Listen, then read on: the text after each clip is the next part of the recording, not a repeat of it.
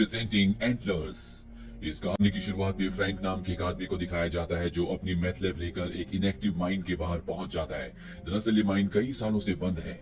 Frank के साथ उसका 7 साल का बेटा एडियन भी होता है और तभी एडियन को नीचे से माइन से कुछ आवाजें आती है और ये बात वो अपने पिता को बताता है, लेकिन उसके पिता उसकी बात पर ध्यान नहीं देते और अपने साथी के साथ नीचे माइन में चले जाते हैं। और जब वो लगातार आगे बढ़ रहे होते हैं तो उन्हें भी आवाज आना शुरू हो जाती है और अगले पल एक क्रिएचर उन पर हमला करता है, जिसकी आवाज बाहर फ्रैंक का बेटा सुन लेता है और वो अपने पिता को देखने के लिए माइन के अंदर आ जाता है। और इस घटना के 3 हफ्तों बाद हमें एक लड़के को दिखाया जाता है जिसका नाम लूकस है। लूकस को स्कूल में सब बच्चे परेशान करते हैं। स्कूल खत्म होने के बाद वो शहर में इधर उधर घूमता रहता है। वो छोटे मोटे जानवरों का शिकार करता है, जिसके बाद वो वापस अपने घर आ जाता है। घर आने के बाद दिखाया जाता है कि लूकस ने एक दरवाजे को पूरी तरह से लॉक किया है, जिसके अंदर से अजीब सी आवाजें आ रही होती है, साथ ही कोई दरवाजे को धकेल रहा होता है।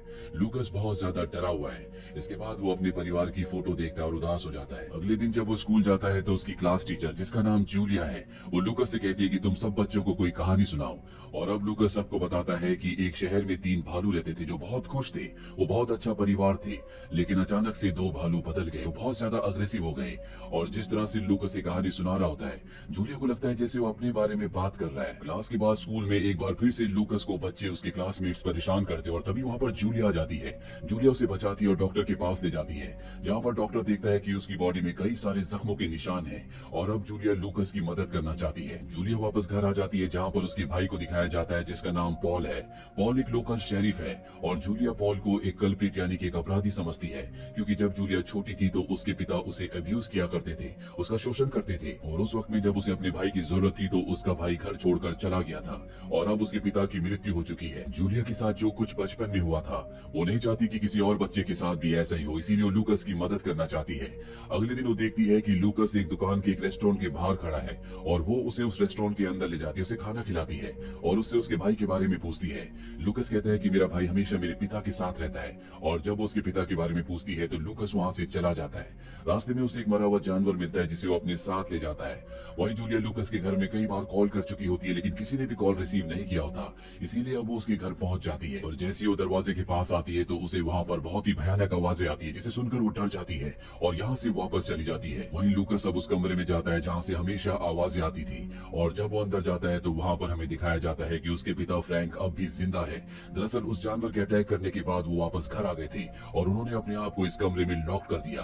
उनके साथ उनका छोटा बेटा भी होता है। दरअसल उस जानवर ने उस पर भी अटैक किया था और अब ये दोनों के दोनों इन्फेक्टेड हैं, यानी कि दोनों उसी जानवर की तरह बन चुके हैं। और लूकस अपने पिता और अपने भाई के लिए जिस तरह का भी मांस मिलता है उसे यहाँ पर ले आता है और इसके बाद वो उस कमरे के अंदर जाता है जहाँ पर वो अपने पिता और भाई को मांस देकर जल्दी से वापस आता है और दरवाजा बंद कर देता है। वहीं जूलिया का भाई पॉल, जो कि एक पुलिस ऑफिसर है, उसके साथी को जंगल में एक डेड बॉडी मिलती है जिसकी हालत बहुत ज्यादा खराब होती है।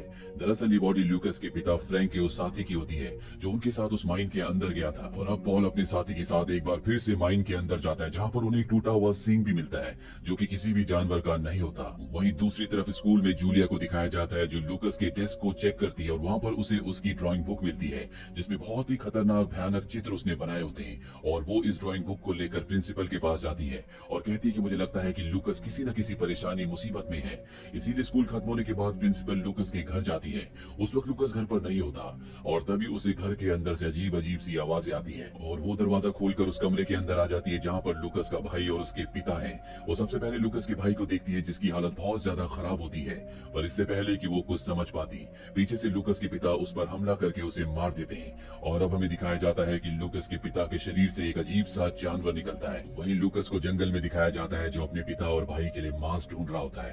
तभी वहाँ पर उसके स्कूल का वो साथी आ जाता है जो हमेशा उसे स्कूल में परेशान किया करता था और वो लूकस को एक बार फिर से परेशान करने लगता है। इन्हें पेड़ के ऊपर से कुछ आवाज आती है और जब ये ऊपर देखते हैं तो इन्हें वहाँ पर एक बहुत ही भयानक क्रिएचर दिखता है जो लूकस के साथी के ऊपर हमला कर देता है। लूकस किसी तरह से भागकर अपने घर आ जाता है जहाँ पर अपने घर के बाहर वो अपनी प्रिंसिपल की गाड़ी को देखता है। लूकस फौरन उस कमरे में जाता है जहाँ पर उसके पिता और भाई को होना होना चाहिए था। यहाँ पर कोई भी नहीं होता, चारों तरफ खून होता है, साथ ही कमरे की खिड़की टूटी हुई होती है। लूकस समझ जाता है कि उसके पिता ने उसकी प्रिंसिपल को मार दिया है और पेड़ के ऊपर जो क्रीचर इन्हें दिखा था वो वही क्रीचर था जो लूकस के पिता की बॉडी से बाहर निकला था। और अब लूकस किसी परेशानी में ना फंस जाए इसीलिए वो प्रिंसिपल की गाड़ी को कवर कर देता है। वहीं अगले दिन स्कूल में जूलिया का भाई पॉल जो कि पुलिस ऑफिसर है वो आता है क्योंकि प्रिंसिपल पिछले एक दिन से गायब है। जूलिया उसे बताती है कि मैंने प्रिंसिपल को लूकस के परिवार के और उसके बारे में बताया था, हो सकता है कि वो उसके घर पर गई हो। जूलिया क्लास में देखती है जहाँ पर लूकस होता है बहुत ज्यादा घबराया हुआ होता है और वो अकेली उसके घर चली जाती है, जहाँ पर घर के बाहर उसे प्रिंसिपल की गाड़ी दिख जाती है और वो अपने भाई पॉल को कॉल करके इस जगह बुला लेती है। पॉल जब उस कमरे में जाता है जहाँ पर प्रिंसिपल को मारा गया था तो वहाँ पर उसे प्रिंसिपल और लूकस के पिता की डेड बॉडी मिलती है जिसके अंदर से वो क्रीचर निकलकर यहाँ से भाग चुका है। वहीं कुछ देर बाद लूकस जब यहाँ पहुंचता है तो जूलिया उसे अपने गले से लगा लेती है क्योंकि वो जानती है कि इसके साथ कुछ न कुछ गलत हो रहा है। इसके बाद वो उसे हॉस्पिटल ले जाती है जहाँ पर डॉक्टर इन्हें बताता है कि लूकस कमजोर है, डिहाइड्रेटेड है, साथ ही वो मेंटली सिक भी है। और अब जूलिया डिसाइड करती है कि एक बार वो ठीक हो जाए तो हमेशा उसे अपने साथ रखेगी क्योंकि उसके साथ भी बचपन में कुछ ऐसा ही हुआ था। इसीलिए जूलिया को लूकस के लिए हमदर्दी होती है। अगले दिन जूलिया और उसका भाई एक आदमी से मिलने जाते हैं जो उसे वो सीन दिखाते हैं जो जूलिया के भाई को गुफा के यानी कि माइन के अंदर मिला था। साथ ही जूलिया यहाँ पर लूकस की बनाई हुई ड्राइंग्स को भी उसे दिखाती है और ये दोनों चीजें देखने के बाद वो आदमी बताता है कि ये एक शैतानी जानवर है जिसका नाम विंडिगो है और जिस पर भी विंडिगो हमला करता है वो खुद भी विंडिगो की तरह बन जाता है। वो विंडिगो को इन्हें एक किताब में भी दिखाता है और बताता है कि इसे तभी मारा जा सकता है जब ये बहुत कमजोर हो जाए, उस वक्त इसका दिल निकालकर तुम्हें नष्ट करना होगा और तभी इसकी मौत हो सकती है, नहीं तो ये दोबारा से जिंदा हो जाता है। जूलिया के भाई पॉल को इस आदमी की बात पर बिल्कुल विश्वास नहीं होता और वो यहाँ से निकल जाता है और जब ये रास्ते में होते तभी पॉल को बताया जाता है कि जंगल में एक बच्चे की डेड बॉडी बहुत ही बुरी हालत में मिली है और ये वही बच्चा होता है जो लूकस को जंगल में परेशान कर रहा था और उस क्रीचर ने उसके ऊपर हमला किया था। अब जब अगले दिन लूकस पूरी तरह से ठीक हो जाता है तो जूलिया और पॉल उसे अपने घर ले आते हैं। जूलिया उससे उसके बारे में, उसके परिवार के बारे में पूछती है। लूकस बताता है कि मेरे पिता और मेरा भाई मुझसे बहुत प्यार करते हैं और मुझे एहसास हो रहा है कि वो मुझे लेने के लिए आ रहे हैं और तभी यहाँ पर हमें उसी क्रीचर की आवाज सुनाई देती है। घर के बाहर सिक्योरिटी के लिए एक ऑफिसर भी होता है जो आवाज का पीछा करते हुए स्टोर में पहुंच जाता है जहाँ पर वो लूकस के भाई को देखता है और तभी पीछे से वही क्रीचर आ जाता है यानी कि विंडिगो और वो उस पुलिस ऑफिसर को मार देता है। अब यहाँ पर जूलिया का भाई पॉल भी आ जाता है और जब वो स्टोर के दरवाजे को खुला हुआ देखता है तो वो स्टोर के अंदर जाता है जहाँ पर उसे लूकस का भाई बॉक्स के अंदर दिखता है और तभी पीछे से विंडिगो एक बार फिर से आ जाता है, वो उस पर हमला करता है जिससे वो दूर जाकर गिरता है। पॉल बुरी तरह से जख्मी हो जाता है और एक बार फिर से विंडिगो उस पर हमला करता है लेकिन वहीं पर एक लोहे की रॉड होती है जिससे पॉल विंडिगो पर हमला करता है और वहाँ से भाग जाता है।